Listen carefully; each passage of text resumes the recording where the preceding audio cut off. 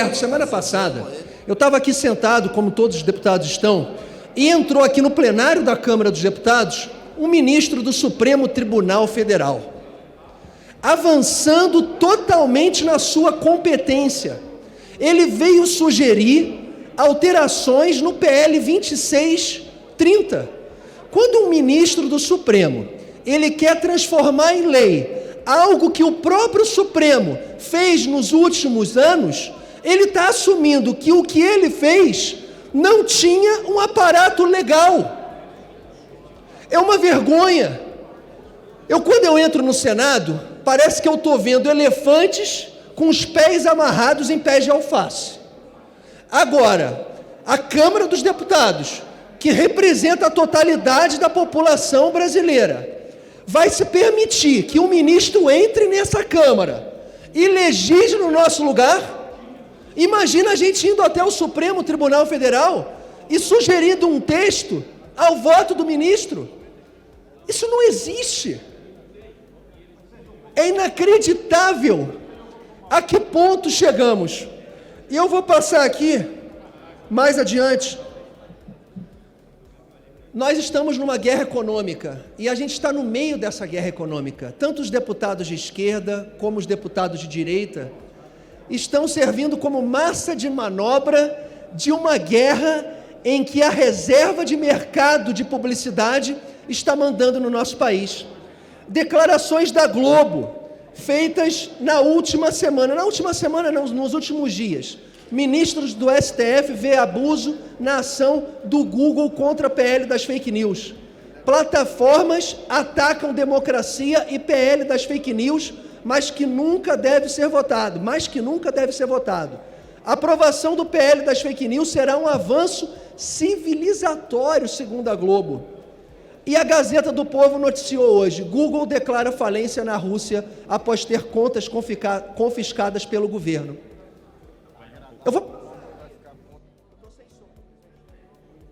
Alô? Presidente, os 10 sites mais vistos por mês no Brasil, YouTube tem 4 bilhões de visualização, Google tem 3,2 bilhões de visualização. O canal pornô Xvideos tem mais visualização do que a Globo.com. O UOL, ele perde da Globo.com. A gente tem aqui uma briga de reserva de mercado, é dinheiro em jogo, e eu espero aqui que os deputados não se vendam. A Globo, em se tratando de mídia digital, ela é pior do que a TV educativa no Brasil em termos de audiência. Então ela ficou refém, não só financeiramente, como na opinião também. Mas eu encerro.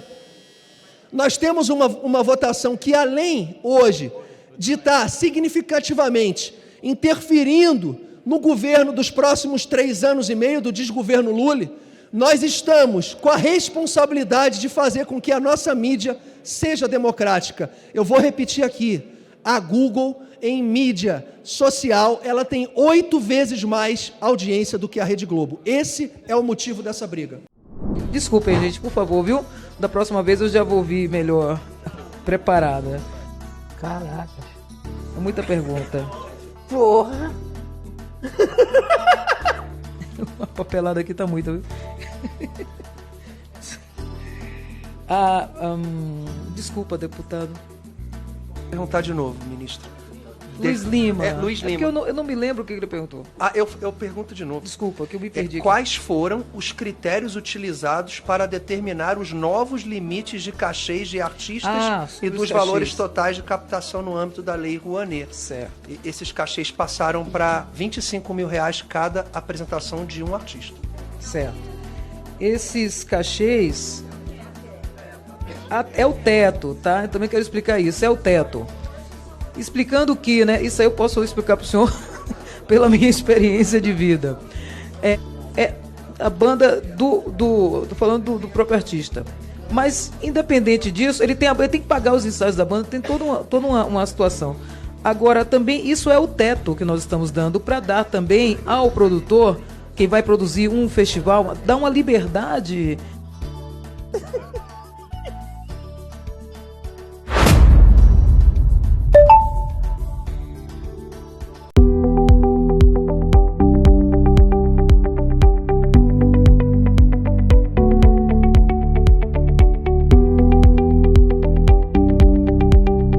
Presidente Gilberto, ontem foi um dia triste para a Câmara dos Deputados. Ontem foi um dia também que o governo teve um banho de realidade. O Palácio do Planalto não esperava que a sua representatividade nessa casa fosse tão pequena. Vimos um teatro que teve como ator principal o relator do projeto de lei 2630. Tivemos um ator coadjuvante, o presidente dessa casa, o deputado federal Arthur Lira. Tivemos uma votação suspensa, na qual o requerimento de urgência foi votado na semana passada. Só se aprova um requerimento de urgência quando o deputado relator tem a certeza de que o seu projeto está redondinho, está feito. E ontem a gente viu uma encenação aqui. Eu gostaria de acreditar que ela não foi tramada, porque a gente teve notícia vinda do G1, do ranking dos políticos, que o presidente Arthur Lira se reuniu com o atual presidente Lula, horas antes da eleição. E foi noticiado que o presidente Lula autorizou a sua equipe a liberar 10 bilhões de emenda para os deputados da sua base. E eu quero parabenizar aqui os deputados que não se venderam. Orgulho para o Brasil. No site da TV Câmara foi feita uma enquete. 85% dos brasileiros eram contra o PL. E eu olhei aqui para o presidente Arthur Lira, aqui de baixo. Essa casa é feita de maneira errada. Ela deveria ser igual à casa do Reino Unido, onde o presidente está no mesmo nível dos outros deputados. E eu falava assim: presidente, o senhor não foi justo. O senhor não foi justo. E ele olhou para mim e falou: Luiz, você fala o que eu quiser. Graças a Deus eu falo o que eu quiser.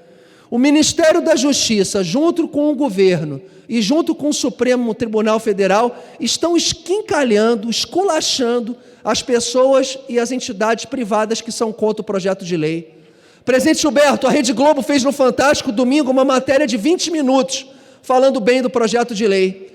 Em apenas uma frase o Google falou: esse projeto não é saudável para a internet livre no Brasil. E foi multado pelo senhor Vadir Damus, o mesmo deputado que na legislatura, há 2 legislaturas, fez a seguinte declaração: precisamos fechar o Supremo Tribunal Federal. O PT se comporta igual a China, igual a Rússia, Bielorrússia, Indonésia, Azerbaijão, Bahrein, Cuba, Irã e Paquistão. Países também que cercearam o Google. Aqui nós prezamos a liberdade e vamos com ela até o final. Obrigado, presidente Gilberto.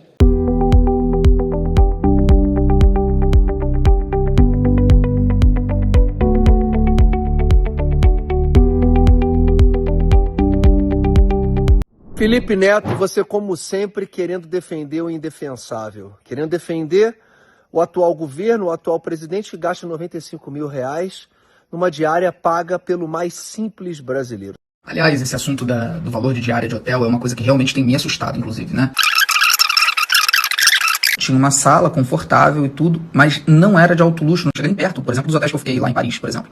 E o valor total que eu paguei foi $38.922. Se você quiser pagar $100 mil a diária, $1 milhão, o problema é seu, que faça com recurso privado. Antes de você começar a viajar, Felipe, eu já tinha conhecido mais de 56 países defendendo a seleção brasileira de natação. E posso lhe assegurar que existem diárias para todos os bolsos, com todos os preços. O que você falou aí é uma mentira. Mentira. O presidente Bolsonaro, quando foi a Londres, ficou na embaixada, sem onerar os cofres públicos. Os discursos não batem com a realidade. É um governo temerário que gasta muito e gasta o recurso do mais simples cidadão. A sua cara de pau está cada vez mais surpreendente. Um forte abraço.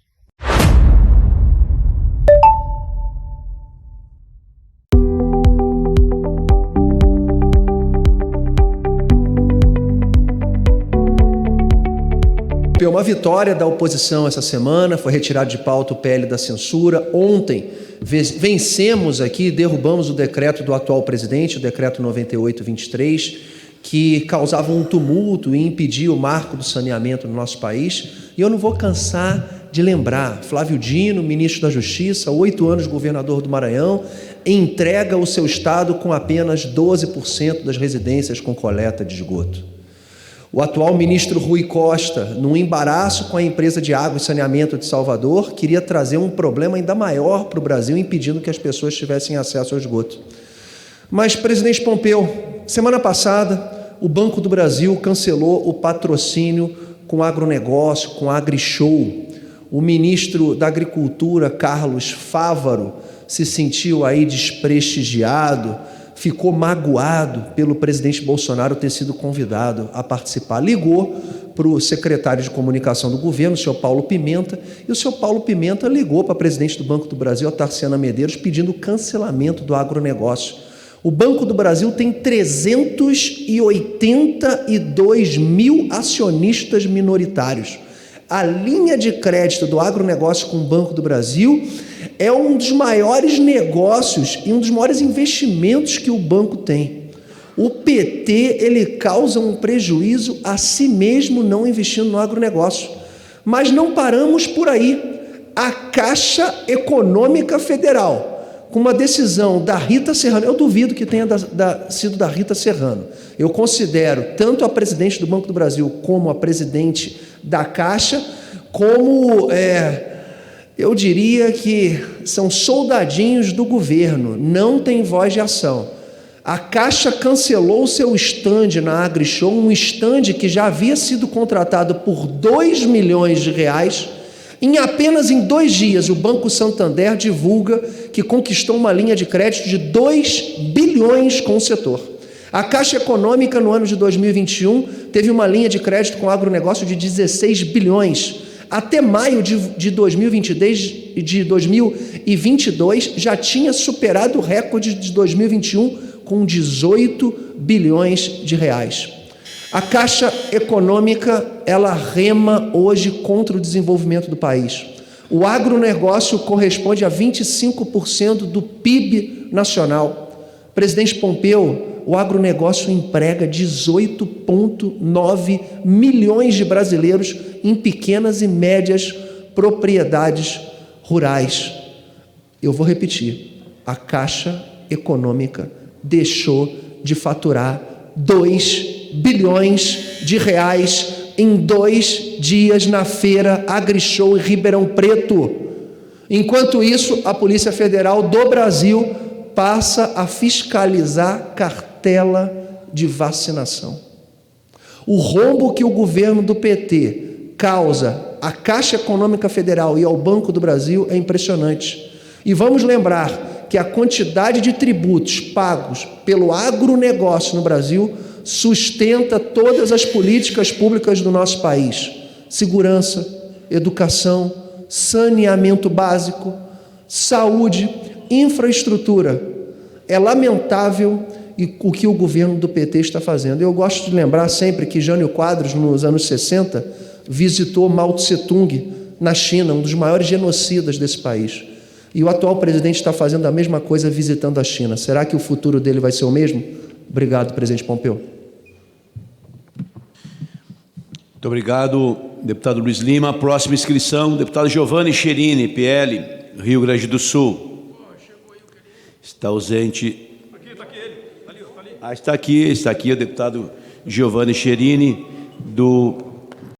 O governo federal fechou mais de 200 nomes naquela lista de empresários, sindicalistas, você tem artistas, tem gente do MST, do agro, por Conselhão. É um grupo que tinha sido criado no primeiro mandato de Lula e foi extinto por Bolsonaro, que agora está de volta. E o Conselhão reúne nomes como Luísa Trajano, Padre Júlio Lancelotti, Bela Gil e até o Felipe Neto. O Felipe Neto é um menino muito bom, né? Acho que é um menino de 15 anos aí que tá, no palácio. Mas eu acho que se eu pudesse dar um conselho, não façam esse conselho. 242 vozes, cara. Acho que a pessoa vai sair mais insana que o Roberto Jefferson desse negócio.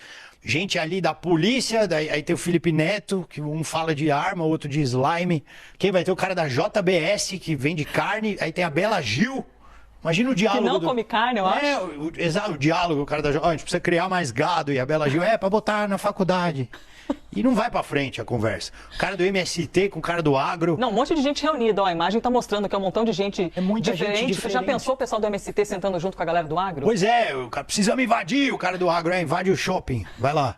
Então vai ficar tendo essas tretas. Agora, uma pessoa que eu achei ali interessante, ali, a Leila Pereira, presidente do Palmeiras, cara.